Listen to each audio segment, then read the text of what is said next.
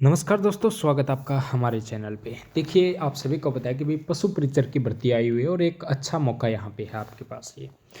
अब इसमें आप सभी को ये भी पता है कि भाई 45 नंबर का आएगा पशुओं से संबंधित, ठीक है, पशुपालन से संबंधित इसमें आने वाला है। और जो क्वेश्चन आएंगे, आप ये मानो कि अगर आप डेली ये क्लास लगाते हो तो आपका 45 नंबर की आपको टेंशन लेने की ज़रूरत ही नहीं है, ठीक है। मतलब ये आपका देखिए 3 लेवल में ये आपका जो मतलब ये है कि भी एमसीक्यू करवाया जाएगा। अभी जो है ये आपका थोड़ा नॉर्मल, फिर इससे थोड़ा हार्ड और फिर उससे भी हार्ड, ठीक है। तो इस हिसाब से प्रत्येक टॉपिक एक एक टॉपिक यहाँ पे कवर आपका करवाया जाएगा। तो आप ये मानो कि भी आप अगर ये डेली क्लास लेते हो तो आपका सिलेक्शन मतलब ये है कि भी 45 नंबर ये जो आपके हैं ये कोई रोकने वाला है नहीं। पहला क्वेश्चन है, इस मतलब आपको कमेंट में भी बताना है साथ साथ में। पहला क्वेश्चन आपके पास ये है कि भी बकरी रखने की आवाज़ को क्या बोलते हैं, ठीक है। बकरी रखने के आवाज़ को क्या बोलते हैं। ऑप्शन आपके पास ये हैं कि भी सैड यार्ड हो गया, पेन हो गया, स्टाई हो गया, स्टेबल हो गया। आपको इसमें एक क्वेश्चन में चार आपको देखने को मिलेंगे, ठीक है। तो इसका पहले तो आंसर की अगर हम बात करें कि भाई इसका सही आंसर क्या है, तो वो यहाँ पे आपका रहने वाला है पेन, ठीक है। भेड़ और जो बकरी है उनकी आवाज़ को पैन बोला जाता है भाई। सेड यार्ड की अगर हम बात करें तो ये भैंस और गाय के जो मतलब आवाज़ को सेड और यार्ड बोला जाता है। स्टाई की अगर हम बात करें तो ये सुअर को मतलब आवाज़ को बोला जाता है। स्टेबल आप सभी को बताया कि भी घोड़े की आवाज़ को स्टेबल बोला जाता है, ठीक है। स्टेबल हो जाएगा आपका घोड़े का। अच्छा, अगला क्वेश्चन देखें हम। तो भैंस कौन से वंश से संबंधित है, तो ये आप सभी को पता होगा भाई, ठीक है। इसका आंसर आपका रहेगा बोबेलस, ठीक है। बोबेलस बोबेलिस ये आपका वैज्ञानिक नाम हो जाएगा, ठीक है।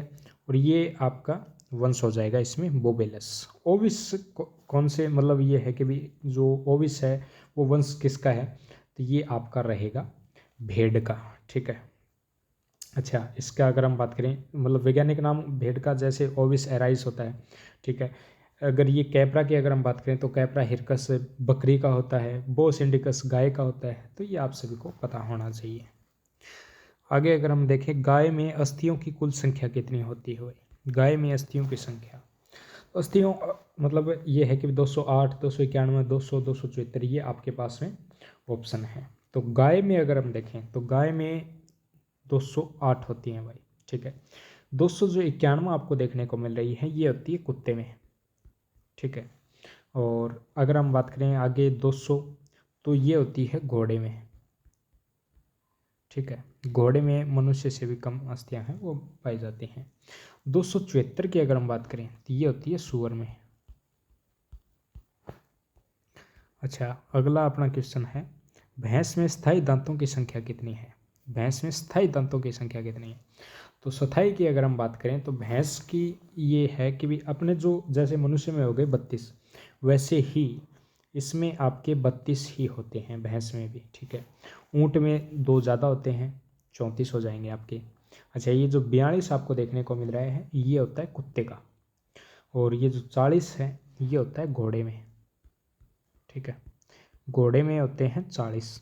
अच्छा, घोड़ी में कितने होते हैं, घोड़ी में होते हैं 36, ठीक है। अगला आ गया क्वेश्चन अपना, हिरण के मांस को क्या बोला जाता है भाई, ठीक है। तो जैसे आप सभी को पता है कि भी चिकन है वो मतलब ये है कि मुर्गे के मांस को चिकन बोला जाता है, वैसे ही हिरण के मांस को अगर हम देखें तो वेनिसन बोला जाता है भाई, ठीक है। ये क्वेश्चन मतलब वो क्वेश्चन मैं आपको बता रहा हूँ जो मतलब आने की 100% संभावना जिनकी है, ठीक है। अच्छा, गेम गेम बोला जाता है, जो खरगोश होता है अपना खरगोश के मांस को गेम बोला जाता है भाई, ठीक है। अगला क्वेश्चन अपना अपना जो ऑप्शन है जैसे पोरक और बैकन हो गया। पोरक है आपके जो सूअर का जो कच्चा मांस होता है ना, कच्चा मांस सूअर का, उसको पोरक बोला जाता है। और जो मतलब जिसको पका लिया जाता है उसको फिर बैकन बोल दिया जाता है, ठीक है। अगला क्वेश्चन है अपना,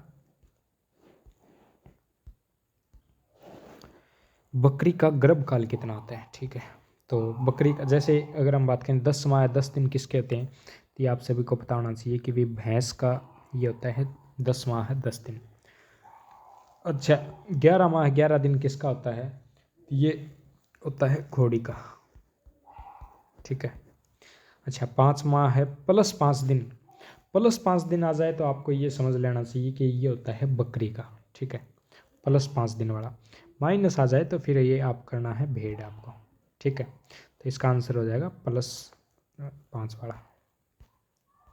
नेक्स्ट क्वेश्चन अपना कि भैंस की जो श्वसन दर है वो प्रति मिनट क्या होती है भाई। ये क्वेश्चन आने की पूरी संभावना है। 5 से 7 की अगर हम बात करें सबसे पहले, तो 5 से 7 होती है आपने अपने ऊँट की, ठीक है। ऊँट की जो श्वसन दर होती है वो 5 से 7 होती है। 12 से 20 की अगर हम बात करें, तो ये 12 से 20 की मतलब जो अपने बकरी हो गई, भेड़ हो गई, इनकी आपकी जो मतलब श्वसन दर है वो 12 से 20 होती है।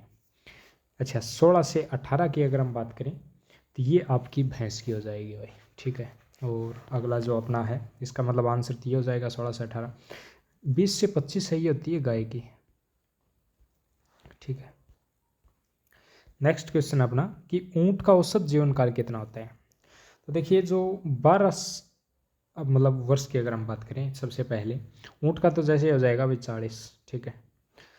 12 की अगर हम बात करें तो अपनी जो बिल्ली होती है, ठीक है, बिल्ली, अच्छा इसके अलावा बकरी होती है, इनके जो जीवन काल औसत जीवन काल होता है वो 12 साल होता है, ठीक है।